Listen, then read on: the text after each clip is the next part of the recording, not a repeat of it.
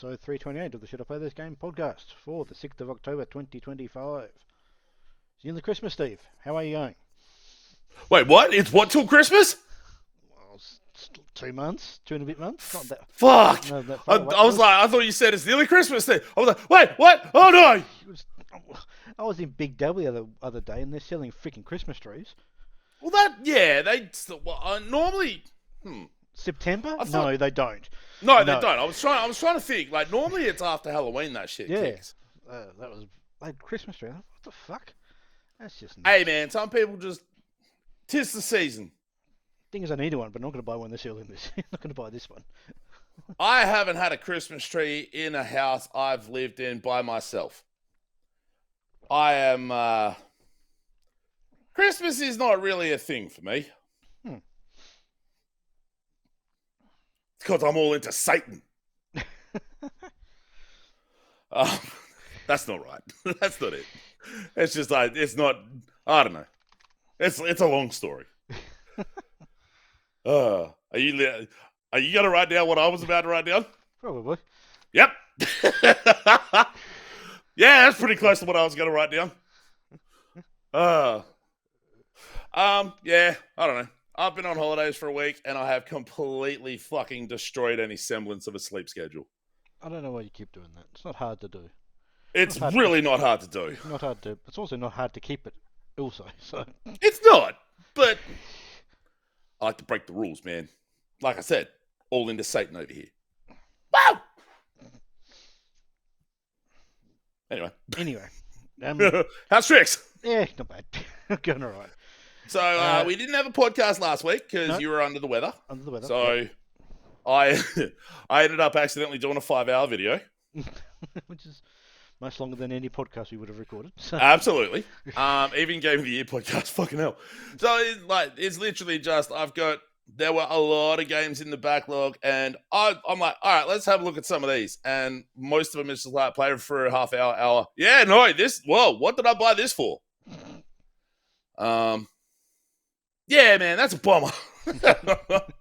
I keep saying it, but I need to be more judicious. Yes. But so speaking of, so Tower Dominion is we talked about it last time. I have played a borderline disgusting amount of that game in the last couple of weeks. I really like it. It's just like you get the higher difficulties and you just get more and more hot death to fucking wreck those stupid blobby fucks. But a lot more of it is, oh no, I lost again. Fuck. And I got a mate of mine into playing it as well. So we'll Discord most nights and like I'm playing it, he's playing it, and we're just talking shit through on it. Oh, it's like I wrote down in my notes, the last thing I wrote down, I can comfortably say I'm playing way too much of this game, but it's really cool. Yeah, the hour count. It's a really good podcast game. Like the sort of tower defensey nature of it, like runs, even like a successful run or a non-successful run, you're only talking 10, 15 minutes. Like at most, on the highest difficulty, it's like 35 waves. And a wave can be done in like 5-10 seconds. Okay. Like if you play it at triple speed, because watching it at normal speed, the aliens just move too slow, and it's just like, oh, come on, I want to get to putting more death down. And then all of a sudden you see like massive Godzilla likes just romping through the tracks right up into your base and just stomping it. It's like, oh. But that game's really good. I dig it. As the hour count would suggest, fucking over 40 hours. So another game I'm nearly at the 40-hour mark in. Only this one's been played over a much longer stretch. Yes. Oh, God. Claire Obscure, Expedition 33. Something else, I've been getting struck by different epiphanies with this thing as I've been playing it. They do a really, really good job of characters making some sort of discovery or epiphany about themselves during the main missions. And those are written really, really well. Mm-hmm. Whether it's they learn something about themselves and their character, or whether it's they learn something about the situation or the conflict that helps them overcome what's going on, that's all handled really well. But somehow, at the end of Act 2, that story gets infinitely weirder. Like, it goes... I don't want to say it goes off a fucking deep end, but there were multiple utterances by me of, what the fuck? Like, you get the true nature of the plot and the actual game world itself being revealed. I actually ended up looking up a bit of a synopsis just to try and make sense of what the actual events of the at the end of the second act were. I'm not quite at the end game, but I'm pretty close because it's now just doing a bunch of side shit to power up and level up my squad to go and roll what seems to be the last mission. But I'm still greatly enjoying that game. Well worth it. Last time I said I don't know what reviewers were playing when they played Wheel World and reviewed it badly. Mm-hmm. I do now. Literally, when I stopped playing and we recorded last time, I just hit the second open world area. Mm-hmm. But I hadn't played any of it. When I played some of it, it was very, very clear and illustrative of what the negative reviews and even some of the positive reviews emphasized. Like, I went back and read a couple of them more carefully after playing that part. And they created a handling model that can't handle their world design and track design because the corners are way tighter and there's not really a slide or a drift on the bike. The paths are way narrower, which means in a race it's a lot easier to get bumped around. But for some stupid fuck reason, they put a bunch of obstacles in the course, like cardboard boxes or pallets and stuff like that.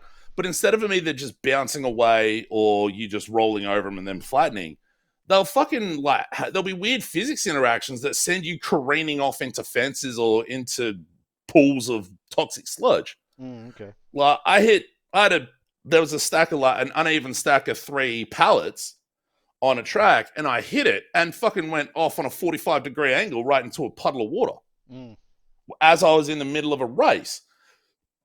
Like, there's weird verticality and dips and changes in trajectory in the tracks that do weird sort of physics effects on your bike where it sort of slips and slides around in ways you don't expect. They completely fucked it up. Like, they had this super nice, bright, sort of low detail, cell shaded environment that was really nice and pleasant to be in, and then they fucked that into the dirt by making it a super industrial, polluted area. They went heavy into the fuck corporations vibe, which, sure, go for it if that's the story you want to tell. But man, it looked good, but there was just a drabness and an overall, like, a overwhelming amount of grey and brown that just made it less fun. Like, I enjoyed so much of that first area that when I got to the second area and played it for like an hour, my opinion and feelings of that game just fell off a cliff. To the point where, as you can see, I haven't played it at all in the last 2 weeks, which is a real bummer because I dug it. Anyway, rekindled trails. Remember how I said I play games sometimes and then I don't know why I buy them? Mm-hmm. Yeah, this is one of them. I played the demo on a stream and I thought, oh, that's pretty nice. And then I bought it and I played some of it and I'm like, oh. Like, it's very nice and a very pleasant, cozy game. That genre or descriptor is meaning less and less as time goes on. Oh, yeah. Because fucking almost everything's a cozy game now. But it seems like maybe cozy games aren't my thing. Oh, yeah. We didn't think they were, so... Like, I like sort of... I don't know. I don't want to say I'm edgy. Because I'm not. But, like... I don't know. It's relatively nice to look at, but it's just boring. Like, you wake up, you're an animal, like an anthropomorphized sort of cat fox thing, wakes up, with amnesia, because of course you do. Mm-hmm. And there you find out that you fucked up the core of the world somehow. Like you wake up, this core, the core's sort of personified as well because it talks to you through this lamp. And it's just like, oh man, you fucked up this world. I mean, it doesn't say that, but I'm paraphrasing here. You fucked up this world something fierce. You need to go fix this absolute dog shit of a fuck up you made. What is wrong with you? And you're like, what did I do? I just woke up. Like you end up running from place to place running, talking to different characters, trying to figure out what went wrong. You fish, you hit rocks, you shake or run into bushes to get materials out of them. You pull weeds. There's a mini game attached to pulling weeds, which is not fun. Like there's this directional circle that comes up where there's a weak spot where that's where you're meant to, there's an indicator to keep on that weak spot, and it's just not interesting. There's inventory management, sort of Tetris-y, like the fish in Dredge, where the materials and stuff you pick up, you take them into these villages to sell them in order to repair something. Okay. Yep. I don't know. You do get the ability to upgrade your inventory space because the initial inventory is fucking tiny, and upgrading it's not, you're not getting that much more space. Okay. Yep. So I was like, what the like given what little there is to do. So you run around this map, you go to different towns, you talk to animals, and you stack and sell your inventory. Like I had no interest in playing it beyond the first hour. Okay. Yep. Because of how quick the boredom set in. Like I had a positive memory from the demo on Steam, and when I played it on the show, and I don't know. Like maybe the low keyness, it was just boring to me. That's a shame. But anyway. Fucking hell. Another game I played a demo of and thought was pretty cool, and then I played the full version. I was like, Like drill core's all right. You on a drill, or you are the manager of a drill platform that's drilling down into this earth or this planet for minerals and the like. But it doesn't do most of the drilling. You use the mouse, or you can use the D-pad, but it's a bit more clunky to use. You use the mouse to like highlight different areas or different blocks to get your little miners to drill, as people can see in the screenshot on the video. This is a time when you don't do it, because at nighttime the bugs come out. Yeah, it's one of those games. Yeah, okay. Yep. And like it's straight up vertical 2D. So the shaft that you're in, as you progressively go deeper, you can put guns up the sides. Okay. Because most of the bugs will come from top down. There is no direct control of the shooting. It's the guns shoot automatically, and then when it's daytime, no, that's just all right. There's some upgrading. There's some upgrading stuff. Obviously, it's one of those. You put down different buildings to make your little miners and soldiers and stuff be better. You get miners who drill, soldiers who kill, and collectors who collect. Yeah. I figured the name was pretty self-explanatory, but I'm like, like there is a currency for meta upgrades. In the for the main overall overarching game, it is one of those. Like, it looks nice enough. The sound design's pleasant. When the bugs decide to try and come out and shit on your cereal, which is really fun. There's a part of me that wishes there was more of a direct control of some of the shooting to get you doing a little bit more. In the annals of like this year, with so much fucking shit, like so many games, the desire to stick with something that's pretty cool, that's not good enough, unfortunately, because man, there's a lot that's come out this year, and there's more coming.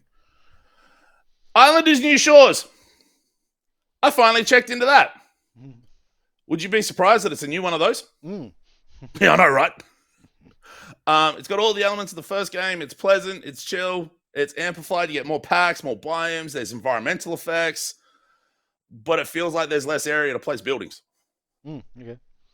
I don't know. I've played it just over an hour and a half. I've kept it installed to possibly go back to it. I haven't gone back to it yet. It just is. I feel like that game popularized that genre of score points for putting buildings down. And this adds on to that. Largely additively, largely somewhat iteratively. It's fine. Fine's a bit harsh. I enjoy it. But are you going to spend hours and hours and hours plugging away at a game like this? I don't know. A game you don't need to...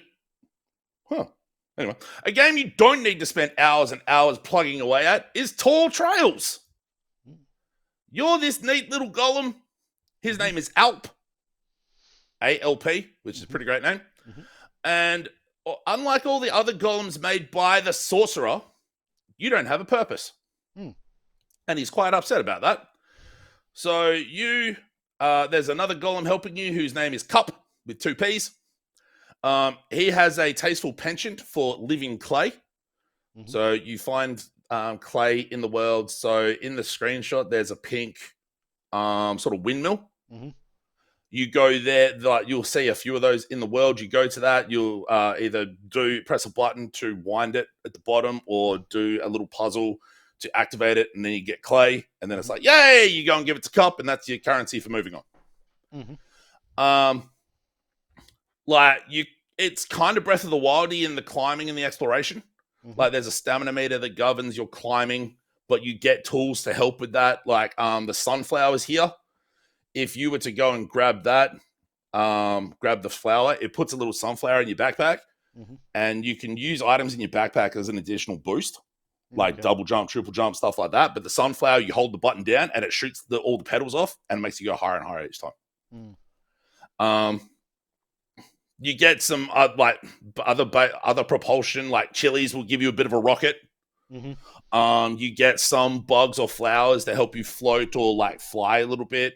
It looks nice. It's again that sort of low detail, very pleasant looking thing to it. But the fun is the traversal and getting around. Like this is my kind of cozy game. Because there's the exploration and having things to do with mechanics that are fun. The stamina's maybe a touch harsh. Like it could be a little bit like nicer about the stamina, but there's no fucking like fail state. So like if you fall, you can fall like feet, or like you can fall like a rock and nothing happens. You just go, Puh! There's a but it's really quite short as well. A good old pin. His purpose is to count every rock on every island.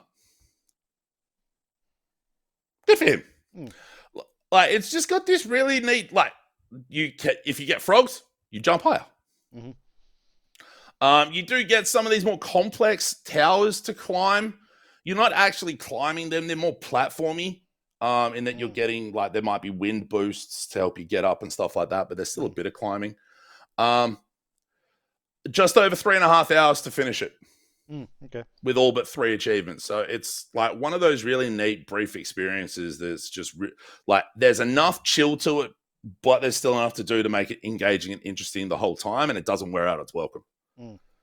And the ending actually plays into like Alp not having a purpose pretty well, and actually gives a fairly nice message. So yeah. Anyway. Hey, Deep Road Galactic came out in 1.0. Yeah, excellent. It's fucking fantastic. I haven't lost as much time to this as I thought I would. But I think Tower Dominion made that happen. I have played still a decent amount, 15 hours. There's fucking 300 achievements. God, okay. And like some of the achievements I've gotten are like 100,000 steps. Oh, okay. Yeah. And shit like that. Because I played the demo on stream and then I bought it in early access, never played it. So in the demo, you'd pick the biome you're going into, then pick the difficulty. They've actually changed it up in that the difficulty, you do the biome sets open a gate, which is just doing one of the levels just to finish the dig, and that unlocks the next hazard level that you go move on to. Okay. Yep. So the actual progression's been made a little bit more intelligent.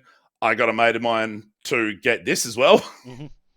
So it's been quite fun listening to him on Discord while he's been playing that, backing himself in the corners and getting fucked. The only thing that's not so great is that the voices of the dwarves, they just talk, and they talk a lot, and the shit they say is kind of repetitive and kind of dumb.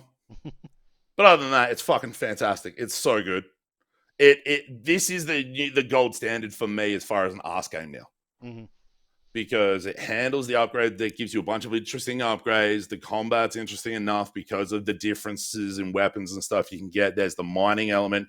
So there's actual other things to do. Anyway.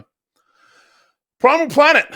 Really cool search action pixel art sort of game set in dinosaur times. You're a caveman. You chase off a T-Rex who tried to eat your family. And then you find your family after a while. And then aliens! I don't know. There's not you don't really get abilities in the environment like a typical one of these. You just earn them through XP upgrades. You can buy them from a campfire. If you save up, you can get the double jump within the first half hour rather than finding it in the environment. Oh, okay. It's a solid meat and potatoes Metroidvania. Solid, well-rounded piece of fun. There's not a massive amount of checkpoints or save points in each of the map screens, maybe one. So, and it's one of those ones where if you don't save, hey, check it out, all the progress you made, gone. Rather than it being like a campfire where you just respawn there and all your progress is saved. And if you don't find the campfire when you get into a new screen, you start at the screen entrance. So that kind of the repetition on doing that kind of got in the way a bit. After I didn't play it for a few days and I just didn't feel a pull to go back to it. I went back to it after about 4 days and sort of was just a bit underwhelmed by all of it. I'd played a fair bit of Tower Dominion, Deep Rock, Galactic Survivor, and I just was like, this is cool. This is fun enough. But again, fun enough this year, not going to do it. So I haven't played any more of that. Fucking West Coast represent! Misk, A Tiny Tale, was made in WA. Which is why I said what I said. In a world where humans don't exist and little robots live in the remnants of the past and a mysterious explosion showered shit in the world, you are Buddy. This little guy. He's a little robot. And your friend Bag Boy is the resident weirdo. He literally has a bag with a drawn face that he wears on his head. And he has a cat named Flick who sits on his head and talks. And I just realized for the size of the robots, given the size of the world, the cat is fucking tiny. The cat's also an asshole. Surprise. There's a robot raccoon named Gus who gives you a challenge level in each of the levels. And the narrator's doing a David Attenborough kind of thing where telling the story. Okay. Yep. Which sort of comes full circle because you actually meet that character at some point. Oh, okay. Yep. So you and your friend Bag Boy go out on an adventure to try and figure out what the fuck happened with this explosion. It's pretty neat and pretty fun because it's got that sort of collectathon sort of vibe, 3D platformer thing to it, but the levels are fairly constrained. They're very sort of smaller diorama type levels. So it's not a massive, massive open world where you're just aimlessly wandering trying to find stuff. You're picking up all the trash that's on the ground, but that's a challenge for each level or an objective for each level is to clean up the world. You're finding golden cogs, like this little one in the background of the key art, to repair fences to progress. And you get coins because robots are silly. They don't realize that the things they call coins are just nuts, like you put on a bolt. It's pretty well put together. There's a pretty decent layer of fuck humans suck, huh? Underneath it all. So it's got that sort of message underneath the very simple sort of friendship tale that it tells. I think this is a game that would work well for kids. It's not like ridiculously easy or half-baked. There's love and care put into this. It's pleasant. It's fun. It gets in. It gets out. Yep. I got most of the achievements in 5.5 hours. And like the story actually, to an extent, the story gets a little dark towards the end too. It's quite sad in some spots, but I fucking like this game. I actually think you might dig this. Maybe.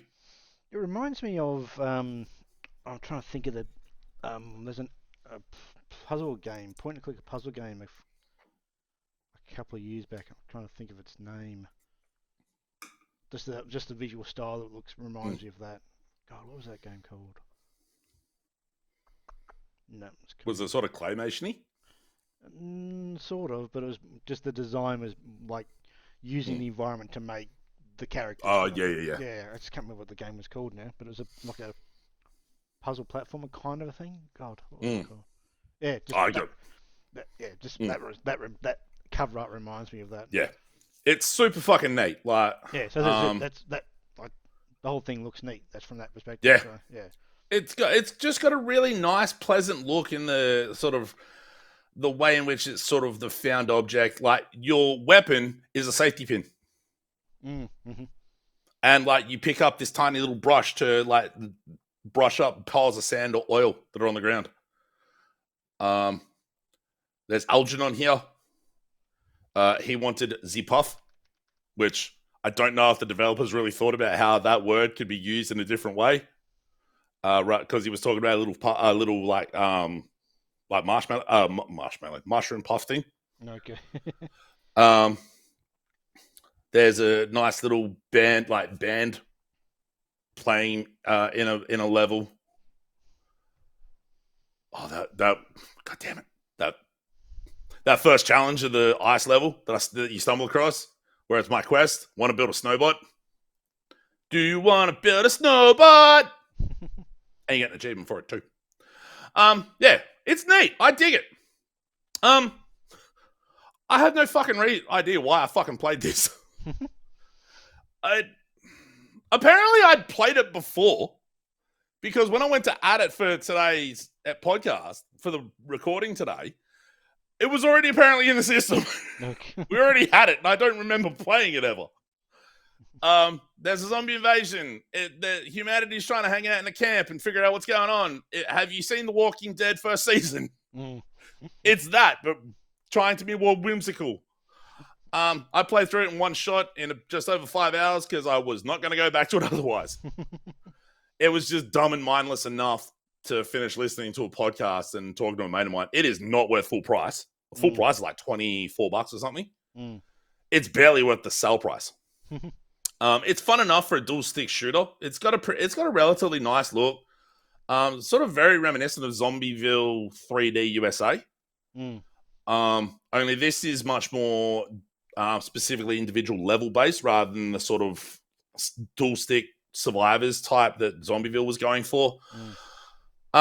You get different survivors. You can get weapons, other weapons for them in the environment. Some of the weapons are fucking terrible. I don't know. It's a dual stick shooter where you're walking around like different humanity-based locations like a city or a forest and shooting zombies. And as time goes on, more zombies come out. And then you blow up the zombie nest and it's like, all right, bail. But sometimes it'll go, ambush! I don't know. It's fun. Oh, God. The fucking narrative, for as like puddle depth as the narrative is, the ending isn't even a puddle. Like, you beat the boss, the screen flashes white, an achievement pops, and it goes back to the level select screen. And like, that's it. There's nothing to it. And it's like, what the fuck are you what the? I don't know. Moving on. Oh, hey, this is actually the last game I played. Reflex Unit Strike Ops is the most forgettable name ever. Because I was playing this while I was talking to a mate of mine. Because I played the demo a couple months ago. and I really dog it. It's basically like, it. Some people have been comparing it to like Desert Strike and the Strike games on the Mega Drive, and yeah, that's the obvious. but it's not all helicopter based. Oh, okay. They vary it up. Like you get a helicopter level, you then get a level where you're in a tank. You steal a little mini sub, and you're underwater. Although that may as well just be a fucking helicopter underwater because the control's exactly the same. And there's a little rolling sort of mech, and you get a buggy on the moon. So they do some decent variety, and it looks really quite nice.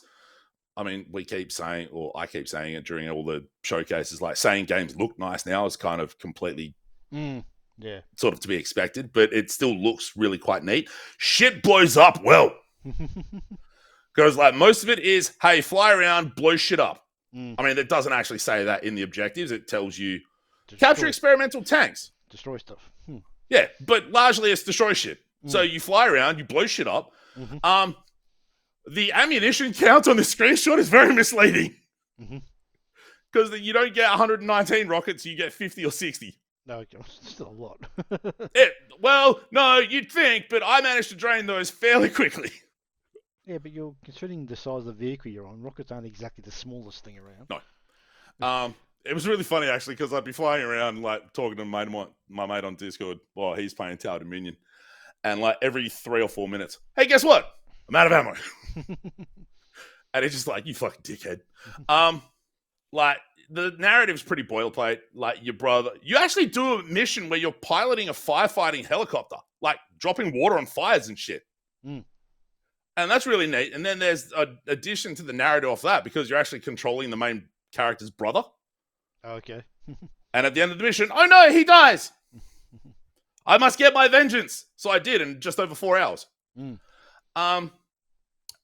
There's some really neat variety to the actual control methods and the vehicles you're like piloting. The objectives aren't that varied. They're a little samey, but it's interesting enough to be mindless fun. That's what those games always were. Yeah. It's just the right length. Just over 4 hours. Any longer, it would have worn thin. Yeah, well, I mean, those games, there's not a lot of variety, as you said, between what you're doing. No. Like, you doesn't need to be. Doesn't exactly, but so as long as you've got a short, sharp, dozen missions, maybe at most. 12, dozen. It's only going to be 20 minutes each, sort of thing. If not that, if not shorter. So, yeah, no, that seems like. I will say, the music's kind of Like, it's largely a lot of different variations of sort of generic semi-metal riffing. There's some decent voice acting in it. There's some fucking awful voice acting in it. But yeah, it's just fun rolling around, blowing shit up. And it's way more engaging and way more fun than Brains and Bullets was. The comparable of dual stick shooting, stuff like that. This was way more interesting. So those are the games. I ended up having to... I've tried fucking playing Doom Eternal a couple of weeks ago on the Saturday show, and the screen was being all weird, so I had to fuck around with refresh rates and stuff for that, but I upgraded my internet. And holy fuck, that's been a shit show. Oh my god, it's been a fucking mission. So, can we leave this to the end of the beginning of the end, and I'll very quickly do the games? Good call. Sorry, yes, let's go to yours. Which is very, very short. I'm still playing Satisfactory. Who would have thought? Yes, moving on. So that's basically it. So, I've bought a bunch of games over the last couple of weeks. I've not played anything else. Yeah, I've bought... What'd you get? A bunch of sales have been on recently. Not necessarily sales, like there's an autumn sale on right now. Well, on Steam there is, yeah. Spring autumn sale, whatever you want to call it. Oh, yeah. But yeah, I bought, but last week before, games that I've had on my wish list were just on sale for no sort of, just out of nowhere. So I've bought... Such as? Bought The Alters. I played that on Game Pass Yeah, so I bought that. Light Haze World. Now, Light Haze World is actually a game that I played at PAX... Must be 2 years ago, so I didn't go last year. It's actually a game made in Tasmania, so that was pretty cool. I haven't played that yet, but I bought that because it just came out of nowhere. It just came out. Oh, okay. Cozy puzzle adventure game. Yeah. What the hell is Sokoban? No idea. Town to City. That little Oh, yeah. voxel one I played a little while back. Bought that. Stario Haven Tower, that sort of city builder that one's on a tower that goes up. In That the came water? out. I think so. Yeah. Yeah. No, I think just in the dust storm. I think from memory. Oh, okay. Yeah. So that came out. So might have been early access, but that was a purchasable thing. So I went and got it. You might recall from a couple of years back a game called The Ascent. Yep. So that came out out on Steam on really it was like $5 and oh fuck that'll buy Oh, that. fuck yeah. That'll be a really good game for the Ally. Yeah, so that sort of stuff. So yeah, I just bought stuff, but I've not played anything other than Satisfactory yet. So I'm curious what you think of the altars. yeah, I'm curious about when it you too. get to it. I mean, it does intrigue me, but we shall see. That's a good way to put it. Yeah. I'm not going to say anything qualitatively. I played about an hour of it, and I probably could have kept going, but it's just one of those things where so many games. Oh my god, there's so many games. Anything else? Anyway, and that's it. That's it. So, all right then. Shall we do the? Oh, you've got October. Let's talk about October. Let's talk. Well, I actually tried sorting out the October games earlier, and I was having errors, and I'm like, oh no! And then I meant to go back and look at it again, and then I never got around to it. Oh, well, let's just do it now. So. Ghost of Gotei's out. Yep. Apparently, that's quite good. You gonna get that at any point, or? No, I don't think so. I'm gonna wait for PC. Definitely wait for PC. So that'll be the minimum. Yeah, I'm not buying anything on consoles anymore. So. Hey, check it out, Ghost of Yotei. It's out. Apparently, it's pretty good. Yeah. It is another one of those though. Excuse me. Gigasword had on a date of October 2nd, but I think they actually moved it. It's 14th of November now. Okay, so let's move faster. So that's a next month game. Kingsmaker. I have no idea why the 1st of January 1970 is the fucking. That's what's put in our GDB. So that's what. This is a really interesting looking game in that it you're a dude in medieval times, but you got a fucking machine gun. I think they've also moved that one as well. No, I think that's still coming early access this week. This coming week. Okay. Oh no, it's coming soon. Yeah, I think they moved it to an unspecified date next year. I think. Yeah, they did actually. Because I saw this actually was mentioned on a PC Gamer article, next 5 best games in October kind of a thing, and this is one of them. And then there's an update to the article a bit later saying, oh, they actually, as literally after renouncing putting out this article, they went and moved the thing. Saturday, October 4th was when they announced it, like 4 days from release. It's like, wouldn't you have known you weren't going to hit that date? Like, yeah, a bit earlier than that. Yeah, you would have thought so. But look, the concept is sort of fucking insane. Go back in time as an army man shooting dudes with swords and shields. Although it's got labeled here real-time strategy, so I'm not sure how that's going to work. Which makes me all the more intrigued to play it.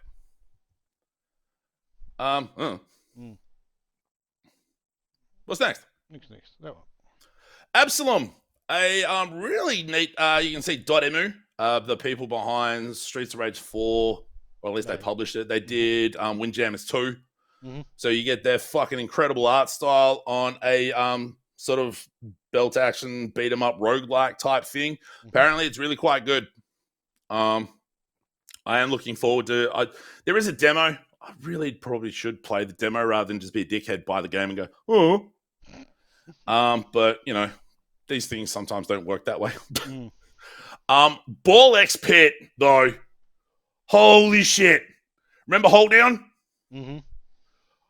What if Hold Down was made by Devolver or was published by Devolver? I think that's basically the premise here. Coming out not this week, next week. On almost everything except the Switch 2, which is apparently coming out on the end of the year. But yeah, this thing looks fucking cool as shit and looks like the next great time sink. Man, Hold Down was good though. Keeper, yeah. The next Double Fine thing. Next Double Fine game. This was announced. Xbox Was it announced at the Game Awards last year, or was it one of the E3 things? It was one of the not E3 things. Was it not E3 things? Okay. I think it was an Xbox presentation during not E3. Oh yeah, gotcha. Yep. I'm very curious to see what the. I'm actually curious. I mean, I'll pretty much buy anything that made by Double Fine. How much Psychonauts 2 did you play? Didn't finish it, but yeah. Yeah. But you know, the style of this thing looks amazing. Yeah. I'm just I have concerns about Tim Schafer's safety sometimes with the way some of his games come out. It's like, what is going on in that man's head? Yeah, well, that's another one. What exactly is this game? What you doing moment to moment? But yeah, like a lot of it is looking pretty neat. So yeah, because you control a walking lighthouse. Yeah, basically. Yeah. What the fuck? Yeah, exactly. What have we got next? Ninja Gaiden 4. Platinum being part of this, I think, makes it more, I think, interesting than if it was just Team Ninja, because like they redid Ninja Gaiden 2 earlier this year, and it was kind of jank, which is what Ninja Gaiden 2 always was. I think the Platinum assist might make it more accessible, more more playable. It will probably still kick your fucking head in a few times though. Absolutely, yeah. Like that top difficulty they showed at TGS that didn't show fucking anything. Yeah, exactly. Here's the hardest difficulty. What? That looks like just a normal game. Yeah. The reboot of Painkiller is coming. Painkiller was pretty dope. Back in the day, there was that stake gun. And I always like a good first-person shooter, like a good first-person shooter. This is almost out of complete insane curiosity because this has had such a fucked up development that it's almost in the realms of Duke Nukem Forever. That might be some hyperbole. Yeah, not quite, but yeah. I am partial hyperbole at times. Yes. Like this was canned. It's been quite a development cycle, and if they even remotely stick the landing, it might be one of the most interesting stories of 2025. I mean, I think the fact the game comes out will be the biggest story, to be honest. I mean, we thought that about Duke Nukem Forever. Remember how that turned out? Outer Worlds 2. Outer Worlds 2, yeah. I'm looking forward to it. Yeah. Is there much more that really needs to be said? Yeah, I mean, it's going to be another one of those games, so you'll just play it. So yeah. Oh fuck, that first game was really good. Arc Raiders has a quote unquote server slam, where they're doing a big old server test. Not next weekend, the weekend after. So I'm gonna have a look at that. This has been on the dock a good 6-7 years. It was originally, off the top of my head, meant to be like a sort of top-down loot shooter. That they sort of made Extraction at some point. But the video footage I've seen people playing it looks really cool. What I've heard people say about how it feels to play, it has some bulk, it has some weight, in a way that's really fun and really engaging. The only difficulty in a game like this is where you're trying to get stuff and then you get bomb rushed by about 3 opposing teams, and that fucks your fun. But hopefully that lands. Me Never Hollow, it's the next game from the Shovel Knight people. Oh, okay. Yep. They finally have made something that isn't a port or an expansion of Shovel Knight. And it's sort of Zelda-ish. Old school. Yeah. Which, that's really fascinating. Shovel Knight was cool as hell. I am not going to be one of those people that sits there and tells you Shovel Knight's one of the best games ever made. But they're sort of not, it's not necessarily fully Mega Man, because it's not just, you're not picking bosses in order and stuff like that, but there's a Mega Man-ness to it. If they apply the Zelda-ish formula to this and it comes out really well, I can't imagine them putting this out and it being not great, or not decent at least. But you can never tell with games these days. Sometimes we say games look great, and then all of a sudden they turn out poop. And it's a bummer. Anyway, October. Decent, big some big titles there for sure. So, and that again doesn't encompass all of the fucking smaller indie games that come out. I was like, yo! God knows, yeah. The stat I saw or heard where it's like 13,000 games come out on Steam last year. It's like, oh, fuck! No. That's why it's not playing it like... I think the problem I've got with I might as well do this bit. Yeah.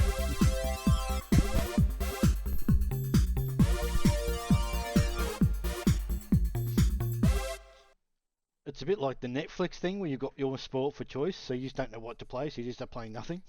Yep. That's kind of where I'm at the moment. So I'll just either play nothing, or you just play the same thing over and over again. Yeah, exactly. So you know what you're playing. You know what it's comfort game sort of stuff. So yeah, I mean, and if you take that Netflix example and stretch it, because of Prime and because of Disney Plus and all the other streaming services, like, oh no, that's even more choice. Yeah.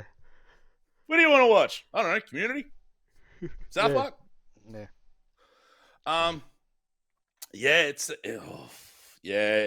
The discoverability in games is hard. Trying to actually... anyway, we've talked about this a bunch of times. My fucking internet! So, NBN rolled out their upgraded speeds. Mm-hmm. I had a look, and Aussie had 2,000 down, 500 up for $220 a month. Now, I was paying 200 for 1,000 down, 400 up, so I'm like, fuck it, $20 a month more, why not? You were correct in that I would need a new modem, a new router. Dude came out, and I'm like, I did a speed test after we left, and I'm like, wait, what's going on? It's still faster. And then I did a live chat with them, and they're like, yeah, you need a new router. I'm like, fuck. Got one from Amazon. It rocked up the next day, which that was pretty neat. Mm-hmm. But it took me a day and a half to get that fucking thing working. Everything I would try, I could not get the bastard to connect. As it turns out, factory resetting the fucking router got it to work. Okay. Don't ask. I don't know how. It should have rocked up factory reset. I don't fucking know. I did a factory reset on it based on the suggestion of one of the Aussie live chat people, and that worked. I'm like, all right, cool. And then I did the first Friday show with it, and it dropped a bunch of frames on the network, which I'm assuming must have, now looking back, must have just been some teething gremlins in the upgrade. So I'm like, oh, fuck, this isn't good. Started digging through the router settings, and I disabled the router NAT. I was unaware you're not meant to do that. No, that would break. Because I did that, and then I knocked the internet off for about 2 hours. Yeah, that would do that. Yep. Because I didn't know what was going on. So I eventually... And because my phone reception out here is fucking terrible, despite the fact it's a full-blown proper suburb now, I've been out here in this house for 8 years, and my phone reception still sucks balls. I can only make phone calls in my bedroom. I can't make a phone call in here unless I'm on Wi-Fi. So, I ended up connecting my Bluetooth headphones to my phone, left my phone in my room, and walked around the house with headphones on. And after 2 hours, I'm looking at the thing, and I'm like, oh, what's this? I disabled the NAT. And, after I factory reset the router again, thinking that might fix it. That should have turned it back on, you would have thought. So. Well, I think it did. And the lady I'm on the phone with like, no, you don't have to do that. I'm like, oh, I'll just go in here and disable the NAT. And she's like, don't do that! I'm like, wait, why? I don't want a NAT when I'm playing multiplayer games. She's like, yeah, that's something we do on our end. And I'm like, are you mean to tell me I've been crashing out and raging for the last 2 hours about this fucking bullshit internet and it's my fault? I hope she said And she's like, yep. Good. And I'm like... and so it's all right, you'll be able to laugh about it later. I'm like, don't get me wrong, I'm kind of half laughing now, but also partly out of embarrassment. And then I thought the cabling in the house was starting to take a shit because I couldn't fucking pick it. I woke up Tuesday and I couldn't get over 100 megasecond on the speed test when it's been hitting 2,000. I'm like, that's not cool. Got on. I think I've been on 6 or 7 live chats with Aussie Broadband through their app during this whole fucking process. I reset the box in the garage. That didn't work. And then I ended up like, I was like, what the fuck? And I thought, fuck it. I picked the big bastard up, took it out to the lounge room, and hooked it directly to the router, and it worked fine. Mm. I'm like, this is weird. Okay, I called up electrical wiring people to get someone to come and look at the cables or the ports or something. And then I'm like, well, I want to play. This is when we thought the fucking Black Ops 7 beta was going to be open for the weekend. It's not. Mm. It's early access for the weekend. The open beta starts like midnight tonight at the time of recording. Which I'm like, fuck. So I'm like, all right, fuck it. I'll just bring it back in here, connect it to Wi-Fi, and then it'll be fine. Because I'd uncabled everything, which that's a fucker. So then I brought it back in here, and then as I'm sitting down to go and connect it to the Wi-Fi, I see it's connected. Oh, like, you know how it says in the bottom in the system tray that it's connected. I'm like, hang on a second, that's weird. Ran a speed test, fucking fine. I'm like, wait, what? So dude came out and looked at it. He pulled the cables out on the router, on the ports, and in here, he's like, yeah, the cables are fine. I wouldn't have thought, thought they would have been. Yeah. I'm like, well, fuck. But then he left, and because obviously he pulled the cables out to test it all, I ran a speed test. It just came up over 100, like barely 100. I'm like, well, that's weird. Pulled the cable out, put it back in, fine. So, and there's been no issue since. So I don't know what the fuck's going on, because if it's the network adapter on this motherboard, then that's a problem, because this motherboard's fucking borderline new. Fuck computers. But we love them all the same. Because yeah, I'm sitting there, Natalie messaging you, going, "What the fuck? What would I do? What did I do wrong?" I didn't. If you told me you turned off the net, like that's basically what the router does. That's what it does. I didn't, because like you keep saying like Call of Duty and shit like that. Where it's like, nah, open or like type 2 or closed or blocked or whatever. I'm like, fuck that. Apparently, you get the ISP to do that now. Which is weird in itself, because that used to be a modem-based setting. Yeah. Well, because the modem, and we discussed this when I was looking at the routers, the actual modem, because I was going fucking insane trying to figure out to get a router. Because I was like, oh, okay, I need, like, the one I'm looking at, no, it's not a router. No, it's not a modem, it's a router. Well, I'm like, okay, then I need a modem router. Couldn't find a good one that had the bandwidth in the ports that I wanted. I'm like, oh, motherfucker. And then after about 5 hours of fucking about, I figured out, based on looking on Reddit and shit, that the box in the garage is actually the modem. And that you just chuck a router, and I'm like, oh, god damn it. So I spent a week going fucking nutso. Trying to fucking get this shit working. I'm not going to say it was worth it. Because, when I saw those prices, price isn't a problem. It's just not worth the extra. Like you're not gonna notice any difference. You are not. I don't know. I hit like 1200 megasecond on Steam. That was pretty neat. Yeah, but when you're playing a game, you're not gonna notice any difference. No, I'm not. So that's what I mean. Like you'll notice when you do certain activities, like uploading a video to YouTube. Yeah, that'll obviously be that won't be that much quicker, but it'll be a bit quicker. Yeah. Downloading from Steam will be quicker for the 5 seconds it takes to download the file in the first place. So Mike's now, 5 seconds versus 10 seconds? Okay, great. Yeah. Big difference, but not worth the extra amount of money for that. I have a lot of internet to consume. I'm hoping they get 1,000 at some point in the future, and that's what I'll jump towards. But I just figured it's like $20 more than what I was already paying. Fuck it. Is the last week and a half, of bullshit in between, like, worth it? Yeah, debatable. The other thing too is that because of so the NBN is, for people outside of Australia, it's a national broadband network, is actually paid and put in by the government, so it's all funded by the government. And we've got the NBN company, which actually supplies the basic infrastructure to the ISPs, like your bigger Telstra and whatever's. They're the people that are putting more speeds into the network, not the ISPs. The ISPs are then charging on top of that. So the NBN charge to the ISPs are valued, per each connection sort of thing, based on what you're doing, and then the ISPs, put the margin on top of that and sell you the service. But what that also means is the infrastructure to put NBN is also supplied by the NBN Co. And they were up until recently, before they made this change, they were limited to what they could actually Yeah.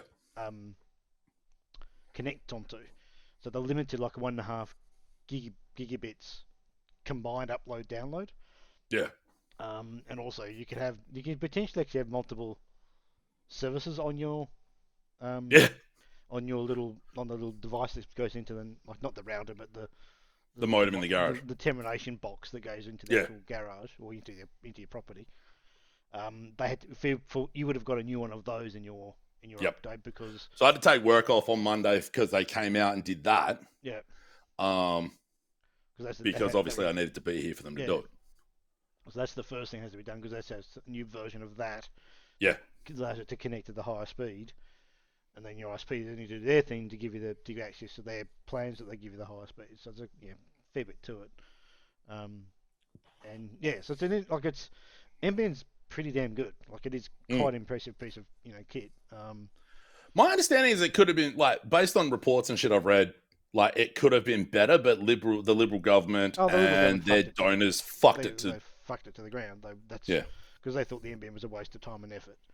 And apparently old mate Murdoch was bitching about it because he didn't want it to fuck his paper up. Yeah, basically everyone who thought it was a threat to their business model were against it. But I mean, the average, like, if you look at the world speed test now, we're still averaging like 93 megabits a second, which is actually which is more than adequate for the vast majority of the country. Oh yeah. But for people like you and I that are pushing up streaming stuff and uploading massive YouTube videos, then it's the upload is the biggest limitation of that sort of thing. But now you're on what, 2000? Was it 2,500? What is it? 2,500. Yeah, 2,000 down, 500 up. Yeah, so I'm on 1,000 down, 400 up. Yeah, which is what I was on. Yeah. So I'm hoping that because again, there's no technical limitation why they can't do it. They offer 1,000 down, 1,000 up. That's what I would jump to if I could at a. Because again, I've not noticed anything different when having 1,500 down. It's not making any. I'm not noticing it at all. And you wouldn't notice it going to 2,000, but 1,000 up, 1,000 down would be awesome. Yes. So that's what I'm really. The upstream would be better. The upstream is where the limitation is at the moment on most of the stuff we do. Because like when you're retrieving stuff from the internet, you are downloading stuff, but you've got to send upload requests to get in the first place. So there's a lot of more. That's what I'm really hoping they do in the future, is offer 1,000 down, 1,000 up, and then I'll jump on that as a heartbeat. But yeah. But a bit of an upgrade on that was always the thing that confused me. Like, I'm like, 1,000 down, 400. That's a massive difference between the downstream and the upstream. What the fuck? And then when they did 2,000 down, 500 up, I'm like, hang on, what the? I'm confused. Oh well, let's do it anyway. Yeah. Because the previous limitation was you can only have 1.5 combined speed through your your connection.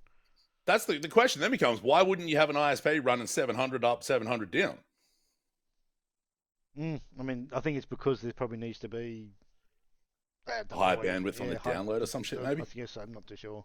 I mean, the plans aren't, the speeds themselves are supplied by NBN, not the retail, not the ISP. So the ISP can't set just their own bandwidth sort of thing. They've got to be there. Yeah.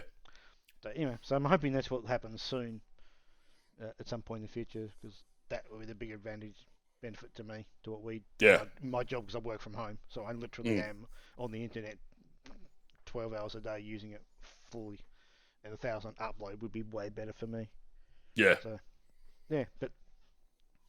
Yes, anyway. all these messages you were sending through, I thought, what the fuck have you done now? Seriously?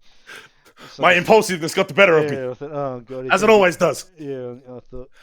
And I did say last week, when we last had the podcast, and you're going to do it, I said, no, I don't think it's going to be worth it. You have to get a new modem, you have to get a new one of these, new one of those, and I thought I wouldn't have jumped on it as soon as they made it available. I would have waited until they had their shit together. Because you probably just got like early, Yeah, that's what I was thinking. Like in retrospect now, it's just like adjustment gremlins and shit like that. Yeah. And that's where it's like, my impulsiveness has bitten me in the ass again. I've got on my notes as well holiday plans for like the games I was going to try and play during the holidays. That's a fucking wash. Like, I've got Doom the Dark Ages, Stellar Blade, Claire Obscure. I'm making progress in Claire Obscure, so that's something. And then maybe Lies of P DLC or Wu Chang Fallen Feathers. I have literally touched one of those 5 games. And those are what you're already playing. So Yep. Fucking Tower Dominion. I've nearly got all the achievements for beating the game or beating a run with all of the characters. So once that's done, Tower Dominion I'm done with. Then I can start. I'll say then I can start Doom. And then what's the bet my dumbass just plays a bunch of Deep Rock Galactic Survivor or some shit? No, play what you want, Christ. Don't care. I mean, that's what I'm doing. Yeah. That's why I've got nearly 45 hours of Tower Dominion. Yeah, just don't. I wouldn't ever make plans for what I was going to do. Like, it's less a concrete plan, more just, this would be nice if I could get to this. As it turns out, it would be nice, but Tower Dominion's nicer. Anyway. That'll do for That'll episode do, 328 of the Should I Play This Game podcast for this 6th of October 2025. Next weekend should in theory be a split fiction or something else. Should be.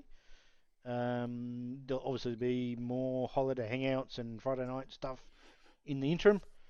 I'm going to do one looking at the Black Ops 7 open beta with a mate. Maybe tomorrow at the time of recording. Maybe Tuesday. We'll see how it goes time-wise. Probably at least one, maybe one more. And then the Friday night funds starting about 3-ish at twitch.tv/enemy starship. I should have another Solar Factory go up. How big are those Solo Factory files? I was curious. 3.5 gigs, most of them. Fuck, all right. Yeah, they're big. I mean, I record, I don't know. Most of the time what I'm now doing, I'm trying to find a method to make it so it's actually sustainable to do it. So what I generally do is I'll play a shitload between episodes, so to speak. Yeah. And then in that episode, I'll just say, this is what I've done the last week, and then do a bit more of that in that actual video to progress it a little bit for like 25 minutes, half an hour. Then that's enough for the episode. So most episodes are less than an hour, which is kind of my goal. So yeah, and it seems to be relatively sustainable. So goals are nice. So yeah, but other than that, hopefully one of those will come up this week. Episode that will be episode 4, I think. 3 or 4? 4. Episode 4. Hopefully this week. But until then, or until the next one, thanks for watching. We'll be back in a fortnight with another podcast. Keep an eye out on the channel in the interim to get all the stuff. Until then, have a good one and goodbye. Hail Satan!